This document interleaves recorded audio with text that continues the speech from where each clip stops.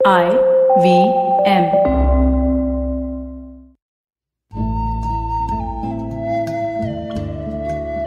IVM के Hindi travel podcast टेढ़े मेढ़े रास्तों पर आपका स्वागत है। टेढ़े मेढ़े रास्ते ही क्यों? वो इसलिए कि घूमना भी तो ऐसे ही रास्तों की तरह पेचीदा और लगातार उतार चढ़ाव भरा होता है, जहां हर पल कुछ नया देखने और महसूस करने को मिलता रहता है। शर्त बस यही होती है कि आंख कान खुले रहने चाहिए। मैं हूं केशव चतुर्वेदी और मैं आपको ले चलूंगा इस जबरदस्त यात्रा पर और सुनाऊंगा ऐसी मजेदार कहानियां शहरों, किलों, महलों, सड़कों और सबसे अहम इंसानों की, जो पिछले 20 साल से ऐसे ही रास्तों पर भटकते हुए मैंने सिर्फ आपके लिए इकट्ठा की हैं। तो आइए शुरू करते हैं। अगर मैं आपसे पूछूं कि एक सुरंग में कितने लोग कितने दिन तक रह सकते हैं, तो आपका क्या जवाब होगा? मुट्ठी भर लोग 1-2 दिन या 1 हफ्ता सुरंग में रह सकते हैं, यही ना?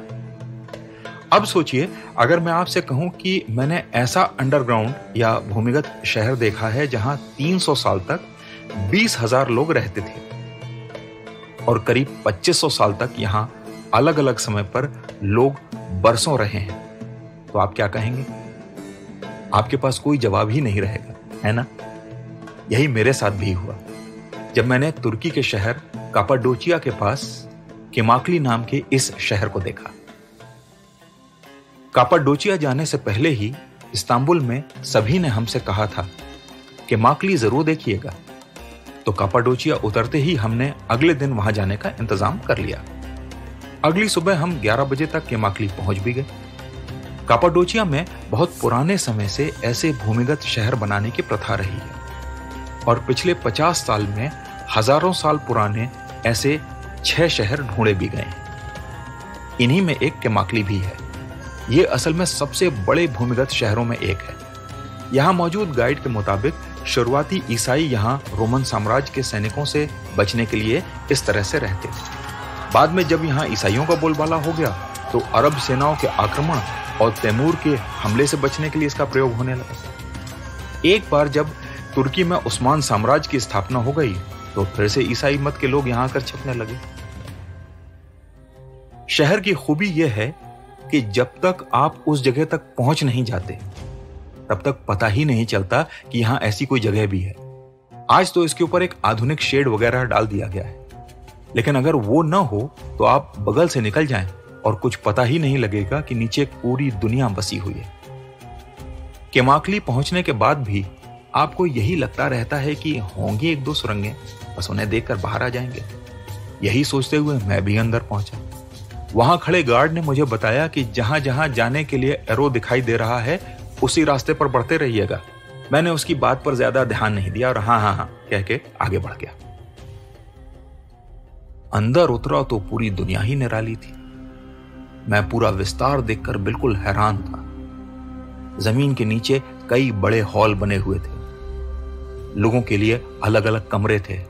शराब बनाने के लिए एक वाइनरी की जगह भी थी। एक चर्च था और एक जगह अजीब सा पत्थर जिसमें कई छोटे छोटे गड्ढे थे वो भी रखा हुआ था। ये वो जगह थी जहां धातु की ढलाई होती थी। एक बड़ी रसोई थी जहां सैकड़ों लोगों के लिए खाना पक सकता था। हॉल को जोड़ने के लिए कई सुरंगें थीं। एक सुरंग तो खासी दुर्गम और सीधी चढ़ाई वाली थी। उस पर झुककर ही आगे चला जा सकता था। सर्दियों में जैकेट पहनकर ऐसे झुककर चलने में बड़ी दिक्कत हुई और तब यह एहसास हुआ कि उस जमाने में लोग कैसे यहां इस तरह के माहौल में अपना पूरा जीवन बिताते होंगे। मुझे तो वैसे भी बंद जगहों में घुटन महसूस होती है, लेकिन केमाकली में मुझे ऐसा कुछ महसूस नहीं हो रहा था। इसका कारण यह था कि केमाकली में सुरंग बनाने वाले पहले सतह तक हवा का रास्ता ढूंढते थे और फिर उसके आसपास सारे हॉल और सुरंग बनाते थे। हर सुरंग में थोड़ी थोड़ी दूरी पर सुराख बने हुए थे जो ऊपर सतह तक जाकर खुलते थे। यहीं से ताजी हवा आती थी। हम जैसे पर्यटक इन सुरंगों के जाल का सिर्फ एक हिस्सा ही देख सकते हैं, लेकिन यह शहर 4 तल पर बना हुआ है, जिसमें नीचे मवेशियों और घोड़ों के रहने की जगह और साथ में उनका चारा रखने की जगह भी है। हालांकि यही जगह इस शहर की सबसे बड़ी कमजोरी था। कई बार केमाकली तो नहीं, लेकिन ऐसे दूसरे छोटे रिहायशी इलाकों का पता चलता तो सैनिक भूसे में आग लगा देते थे, और यहां रहने वालों के पास 2 ही विकल्प होते थे, या तो चुपचाप बाहर आ जाएं या अंदर ही अंदर जलकर या घुटकर मर जाएं। एक रोचक बात यह है कि इस शहर में भी एक जेल है। चौंकिए मत, बाकायदा यहां जेल है जिसमें बाहर से पकड़कर लाए गए बंदियों को रखा जाता था। मेरे गाइड ने बताया कि केमाकली अंदर ही अंदर डेरेंक्यू नाम के एक भूमिगत शहर से जुड़ा है जो कुछ किलोमीटर दूरी पर है। कापाडोचिया में ऐसे 6 शहर हैं जो अलग अलग समय पर बनाए गए थे। मुझे इस भूमिगत शहर में आए काफी समय हो चुका था। पर्यटकों की भीड़ बढ़ रही थी। मैं एक बड़े हॉल में किनारे की तरफ खड़ा हो गया, जहां से नीचे सुरंगों को देखा जा सकता था। चारों ओर छोटे छोटे बल्ब जल रहे थे और केमाकली भूमिगत शहर कम और एक फिल्म का सेट ज्यादा लग रहा था। मन में न जाने कौन कौन सी कहानियां घूमने लगी। ऐसा लगा या तो अभी अली बाबा और 40 चोर यहां आ जाएंगे, या गब्बर अपने गैंग के साथ आता होगा। थोड़ी देर और इन्हीं सुरंगों में भटकने के बाद मैं बाहर आ गया। जहां मुझे लगा था कि चंद मिनट ही लगेंगे, वहां 2 घंटे बीत चुके थे। केमाकली देखकर मैं हैरान भी था और थोड़ा मायूस भी। मायूस यूं था क्योंकि भूमिगत शहर की मेरी परिकल्पना मैंड्रेक की कॉमिक से उपजी थी। उसके एक अंक की एक कहानी ऐसी थी जहां पूरा शहर, सड़कें, ऊंची ऊंची इमारतें, महल, नाइट क्लब, मॉल, बाजार सब जमीन के नीचे थे। वैसा यहां कुछ नहीं था।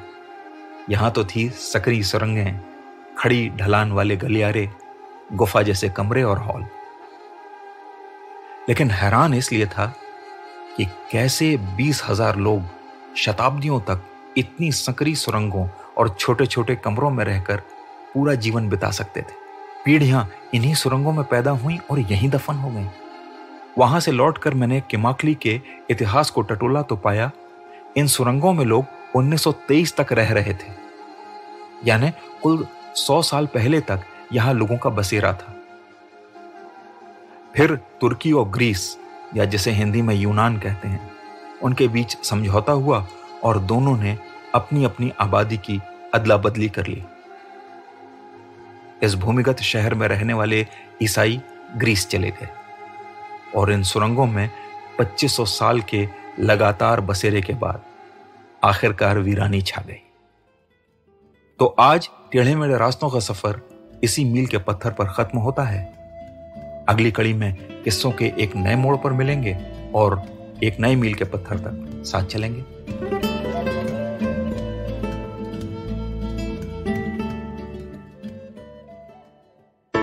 Hey, it's been another great week on the IVM Podcast Network. On Advertising is Dead, Jimmy's Cocktail founder and CEO Ankur Bhatia shares insight on the home bar experience. Hans, India's most widely read Hindi literary magazine, is now available as Hans Bani, a podcast on the IVM Network. Do check out curated stories, poems, ghazals, and a whole lot more. For a glimpse of Marathi culture through the ages, do check out Marathi Kid Ki Tun for a glimpse of sweet nostalgia. Did you know people pay more attention to YouTube ads and TV ads? Get smarter with Sid as he explores some of the reasons.